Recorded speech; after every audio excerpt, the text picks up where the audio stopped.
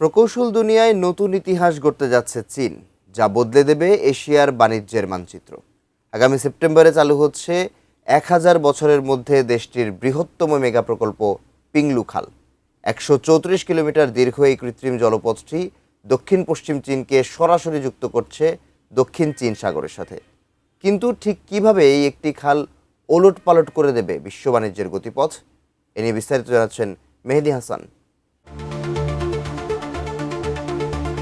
দক্ষিণ পূর্ব এশিয়ার দেশগুলোর সঙ্গে বাণিজ্য আরও দ্রুত এবং সহজ করতে বিশাল কৃত্রিম জলপথ চালু করেছে চীন। প্রায় $13.7 বিলিয়ন ব্যয়ে নির্মিত 134 কিলোমিটার দীর্ঘ পিংলু খাল প্রকল্পের কাজ এখন শেষ পর্যায়ে।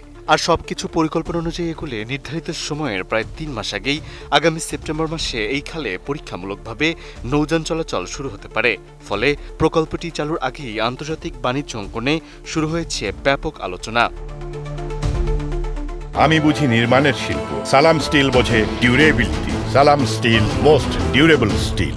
সাউথ চায়না মর্নিং পোস্ট জানিয়েছে এই খাল সরাসরি চীনের গুয়াংশি অঞ্চলকে দক্ষিণ চীন সাগরের বেইবু উপসাগরের সাথে যুক্ত করবে। এর ফলে চীনের অভ্যন্তরীণ অঞ্চল থেকে দক্ষিণ পূর্ব এশিয়ার আসিয়ানভুক্ত দেশগুলোতে পণ্য পরিবহন অনেক সহজ এবং দ্রুত হয়ে যাবে। পাশাপাশি পণ্য পরিবহনের দূরত্ব প্রায় 560 কিলোমিটার পর্যন্ত কমে আসবে। এতে একদিকে সময় কমবে, অন্যদিকে পরিবহন খরচও বড় পরিমাণে কমে যাবে বলে মনে করছেন সংশ্লিষ্টরা। বিশ্লেষকদের ধারণা, পিংলু খাল চালু হলে চীনের পশ্চিমাঞ্চল থেকে পণ্য পরিবহনের খরচ প্রায় 18 থেকে 30% পর্যন্ত কমে যেতে পারে। একই সঙ্গে বছরে প্রায় $690 মিলিয়ন লজিস্টিক খরচ সাশ্রয় হওয়ার সম্ভাবনাও রয়েছে। কারণ এতদিন এই অঞ্চলের পণ্যগুলোকে দীর্ঘ ঘুরপথে গুয়াংডুং প্রদেশের বন্দর ব্যবহার করে সমুদ্রে যেতে হতো। এতে যেমন সময় বেশি লাগত, তেমনি পরিবহন ব্যয়ও অনেক বেড়ে যেত।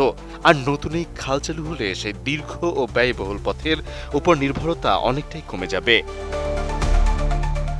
অর্থনৈতিক সুবিধার পাশাপাশি এই প্রকল্পের পেছনে বড় ধরনের ভূ রাজনৈতিক কৌশলও দেখছেন বিশ্লেষকরা।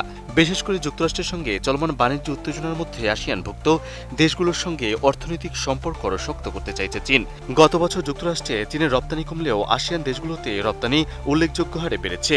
আর সেই বাজারের সঙ্গে আরও দ্রুত এবং স্থায়ী সংযোগ গড়ে তুলতেই এই বিশাল খাল প্রকল্পকে কৌশলগতভাবে গুরুত্বপূর্ণ বলে মনে করা হচ্ছে।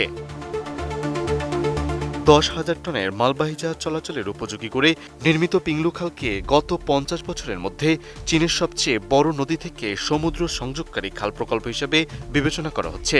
আগামী সেপ্টেম্বর অনুষ্ঠিত চীন আসিয়ান এক্সপোর সময় এই মেগা প্রকল্পের আনুষ্ঠানিক উদ্বোধন হতে পারে বলে ধারণা করা হচ্ছে।